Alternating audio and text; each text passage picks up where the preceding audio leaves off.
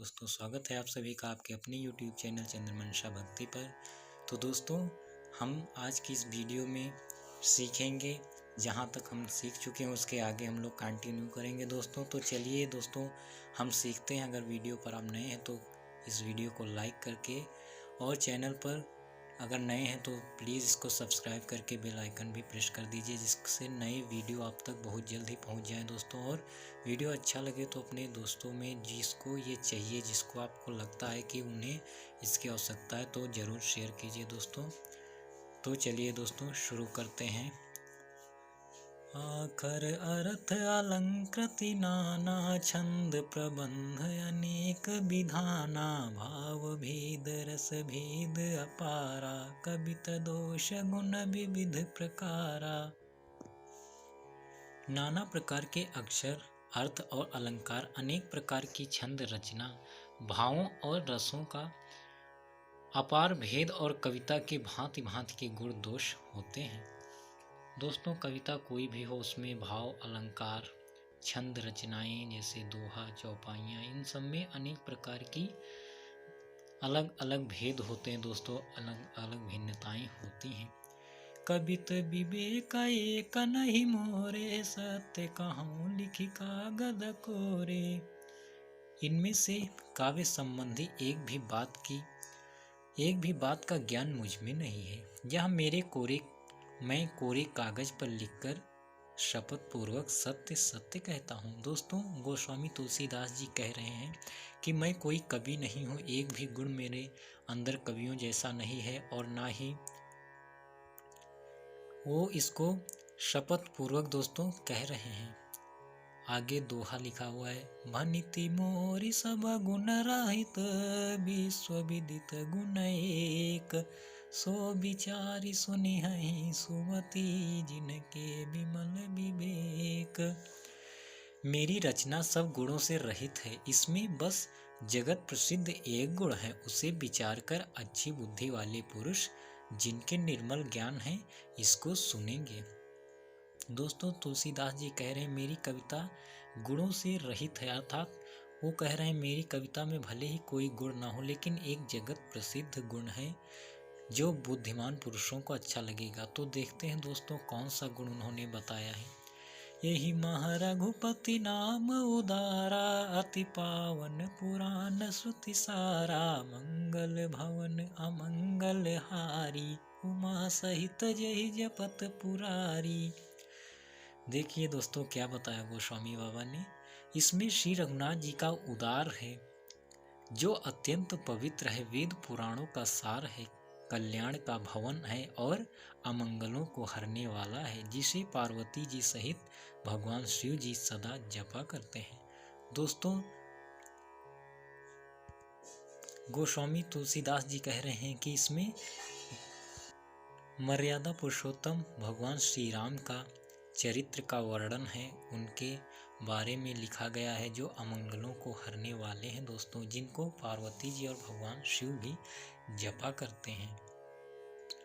भनिति विचित सुख विकृत जोऊ, राम नाम बिनु सोहन सोऊ, विधु बदनी सब भांति संवारी, सोहन बसन बिना बर नारी।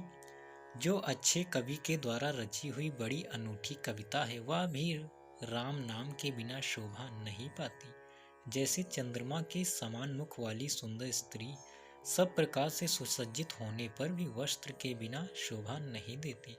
दोस्तों कविता कोई भी हो, लेकिन अगर उसमें राम का नाम नहीं है, कोई अच्छे विचार नहीं, समाज कल्याण के लिए कुछ नहीं लिखा गया है, तो वो कविता बेकार है, उसकी कोई शोभा नहीं है दोस्तों। जिस प्रकार एक स्त्री सुंदर स्त्री है लेकिन बिना आभूषणों के शोभा नहीं पाती दोस्तों। सब गुण रहित कुकवि कृत बानी, राम नाम जस अंकित जानी, सादर कहीं सुनहि बुधताई, मधुकर सरिस संत गुण ग्राही। इसके विपरीत कुकवि की रची हुई सब गुणों से रहित कविता को भी राम के नाम एवं यश से अंकित जानकर बुद्धिमान लोग आदर पूर्वक कहते और सुनते हैं। क्योंकि संत जन भौरों की भांति गुण ही को ग्रहण करने वाले होते हैं। दोस्तों, कोई कुकवि है अर्थात जो अच्छा कवि नहीं है, वो भी कोई भी गुण रहित कविता अर्थात उसमें कोई गुण का वर्णन ही नहीं है, लेकिन राम नाम के यश से अंकित जानकर जिनको लगता है कि इसमें राम का नाम है और ये हमारा कल्याण करने वाली है, तो वो उसको जरूर ग्रहण करेंगे। दोस्तों, यद्यपि कविद रसये कऊ नाही, राम प्रताप प्रगटयहि माही, सोई भरोस मोरे मन आवा, कहि न सुसंग बड़प्पन पावा। यद्यपि मेरे इस रचना में कविता का एक भी रस नहीं है, तथापि इसमें श्री राम जी का प्रताप प्रकट है। मेरे मन में यही एक भरोसा है, जैसे भले संग से भला किसने बड़पन नहीं पाया। दोस्तों, अगर आपकी संगति अच्छी होगी तो आपकी भी बड़ाई ही होगी। उसी प्रकार दोस्तों, गोस्वामी तुलसीदास जी भी कह रहे हैं कि मैं श्री राम जी के प्रताप का वर्णन कर रहा हूँ और यही मेरा एक भरोसा है। धूमऊ तजै सहज करुआई, अगर प्रसंग सुगंध बसाई, भनिति भदे सबस्तु भली बरनी, राम कथा जग मंगल करनी। धुआं भी अगर के संग से सुगंधित होकर अपने स्वाभाविक कड़वेपन को छोड़ देता है। मेरी कविता अवश्य भद्दी है, परंतु इसमें जगत का कल्याण करने वाली राम कथा रूपी उत्तम वस्तु का वर्णन किया गया।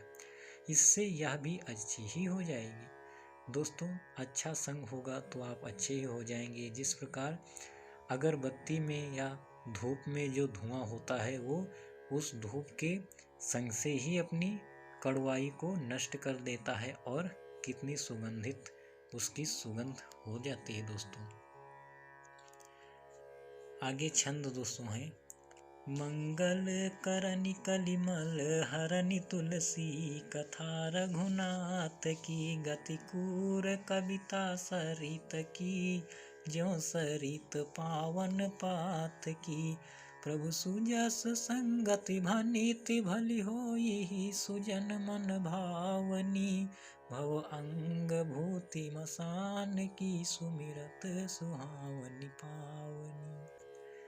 कितना अच्छा दोस्तों गोस्वामी तुलसीदास जी ने रचना की है श्री रामचरितमानस। ऐसे छंद, ऐसे दोहे, चौपाइयाँ इतने मधुर लगते हैं दोस्तों। इतना मतलब जब पढ़ने लगो तो मन नहीं उबता है। दोस्तों, आपको भी ऐसा ही लगता होगा, मैं आशा करता हूँ। दोस्तों, आप भी अपनी बुक को सामने खोल कर बैठा कीजिए और देख कर पढ़िए और खूब आनंद लीजिए दोस्तों, और अपने जीवन में इसको उतारिए। इस छंद में तुलसीदास जी कहते हैं कि श्री रघुनाथ जी की कथा कल्याण करने वाली और कलयुग के पापों को हरने वाली है। मेरी इस भद्दी कविता रूपी नदी की चाल पवित्र जलवादी। नदी गंगा जी की चाल की भांति टेढ़ी है। प्रभु श्री रघुनाथ जी के सुंदर यश के संग से यह कविता सुंदर तथा सज्जनों के मन को भाने वाली हो जाएगी। शमशान की अपवित्र राख भी श्री महादेव जी के अंग के संग से सुहावनी लगती है और स्मरण करते ही पवित्र करने वाली होती है। दोस्तों, तुलसीदास जी कह रहे हैं कि भले मेरी कविता भद्दी है, लेकिन ये कलयुग में जिस तरह गंगा जी सबको पवित्र करने वाली हैं, उसी प्रकार ये भी मेरी जो रचना है ये सबका मंगल ही करने वाली होगी, ऐसा कह रहे हैं। दोस्तों, प्रिय लागहि अति सबहि मम, भनिति राम जस संग, दारु विचारु की करई को, बंदित मलय प्रसंग। श्री राम जी के यश के संग से मेरी कविता सभी को अत्यंत प्रिय लगेगी। जैसे मलय पर्वत के संग से काष्ठ मात्र चंदन बनकर वंदनीय हो जाता है, फिर क्या कोई काठ की तुच्छता का विचार करता है। दोस्तों, गोस्वामी तुलसीदास जी कह रहे हैं कि श्री राम जी के यश से मेरी कविता भी अत्यंत प्रिय लगेगी। जिस प्रकार मलय पर्वत जो इतना महान है, उस पर काष्ठ मात्र चंदन, जो चंदन उस पर प्राप्त होता है तो वो भी कितना वंदनीय हो जाता है, उसी प्रकार मेरी रचना भी श्री राम जी की वजह से वंदनीय हो जाएगी। श्याम सुरभि पय बिसद अति गुणद करहि सब पान। गिरा ग्राम सिय राम जस गावहि सुनहि सुजान। श्यामा गौ काली होने पर भी उसका दूध उज्जवल और बहुत गुणकारी होता है, यही समझकर सब लोग उसे पीते हैं। इसी तरह गंवारू भाषा में होने पर भी श्री सीताराम जी के यश को बुद्धिमान लोग बड़े चाव से गाते और सुनते हैं। दोस्तों, गोस्वामी बाबा हर एक चौपाई में, अभी हर एक छंद दोहे में यही अपनी रचना के लिए वो यही बता रहे कि श्री राम जी के नाम से ये बहुत प्रिय हो जाएगी, सबका कल्याण करने वाली, भवसागर से तारने वाली दोस्तों हो जाएगी। ऐसा गोस्वामी तुलसीदास जी कह रहे हैं, क्योंकि श्यामा गौ काली होने पर भी उसका दूध उज्जवल और बहुत गुणकारी होता है। क्योंकि रंग और किसी लयबद्धता से किसी चीज़ का आकलन नहीं किया जा सकता दोस्तों। उसके अंदर क्या लिखा है, किसका वर्णन है, क्या चरित्र है, यही महत्वपूर्ण होता है। तो दोस्तों, आशा करता हूँ आप सबको यहाँ तक अच्छी तरह समझ में आ रहा होगा। तो चलिए आज के लिए बस इतना ही, और इसके आगे हम लोग अगले वीडियो में समझेंगे। तो तब तक के लिए आप मस्त रहें, आनंद में रहें और सबका कल्याण करने के लिए अग्रसर रहें। जय श्री राम, नमस्कार।